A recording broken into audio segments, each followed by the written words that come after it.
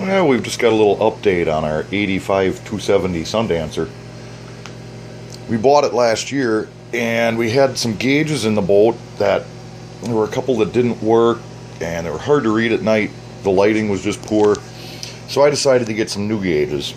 What we have here is the old dashboard that I've completely removed from the boat, marked all the wires, and just decided to remake everything. This is a piece of wood that's got like a brushed aluminum laminate over it, and this was the original custom ordered dashboard that came in the boat.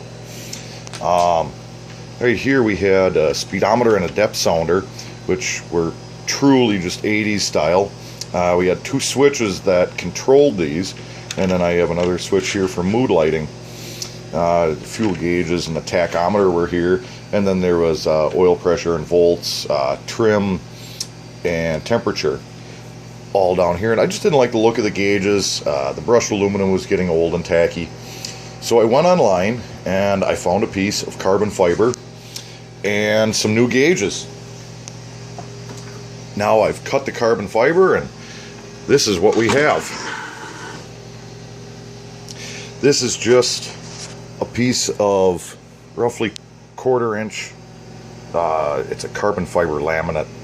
It's a piece of plastic that looks like carbon fiber, and I've cut a hole for a flush mounted marine VHF radio.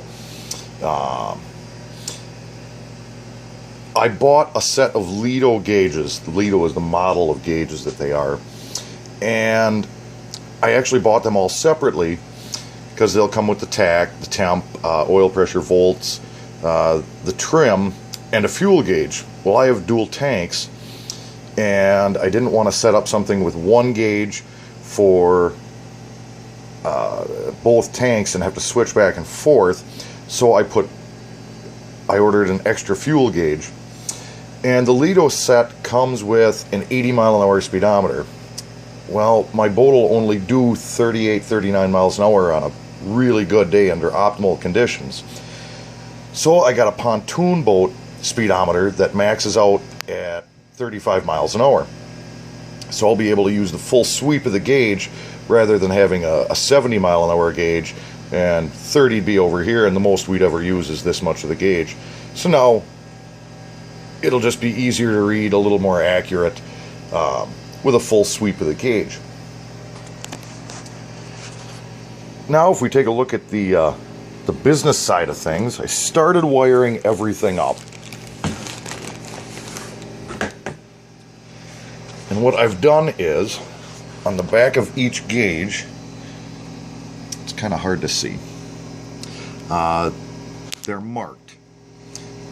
There's an I right here, there's an S right here, a G right here, and a spade terminal right here. Well, I is for ignition.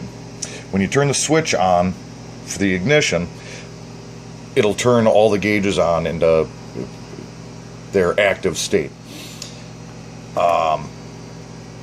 This wire is connected to the ignition switch, so when you turn the ignition switch on, it turns all of the gauges on. Now originally in the boat they had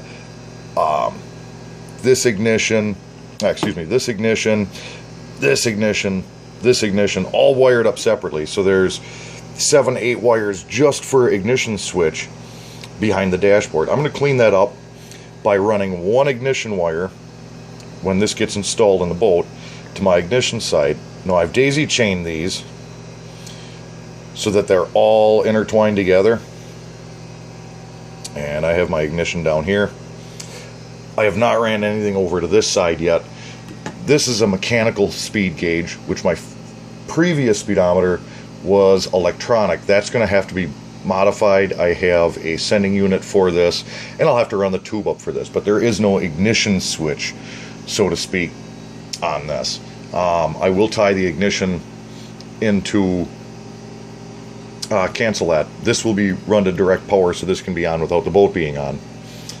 I have to run the wiring for the lights yet. This will just be switched hot wire for lights. So you turn the switch on, all of the dash lights will come on. This S side of the switch. That is the signal. So from each fuel tank, there's a wire that comes up from the sending units that feeds the signal for these gauges. Each gauge has its own signal wire, so those will have to all be connected by themselves. On each gauge, there's also a G for ground.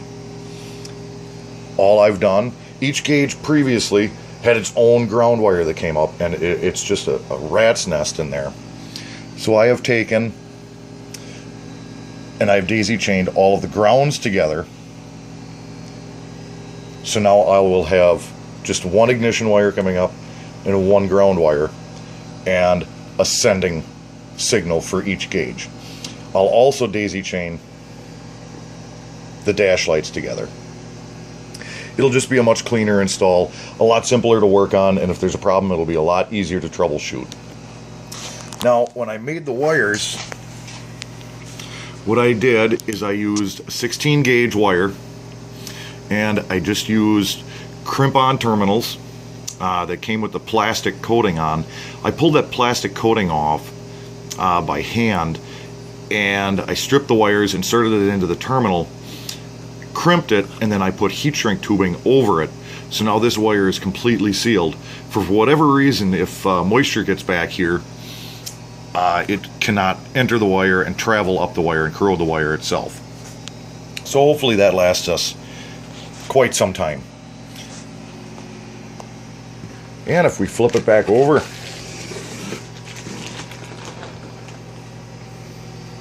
now there's a trim piece that goes all the way around. It's not that thick, but that'll cover up all the imperfections from where it was cut, and you won't be able to see that. So we're getting excited to get this installed. It is it's definitely still cold and winter outside, so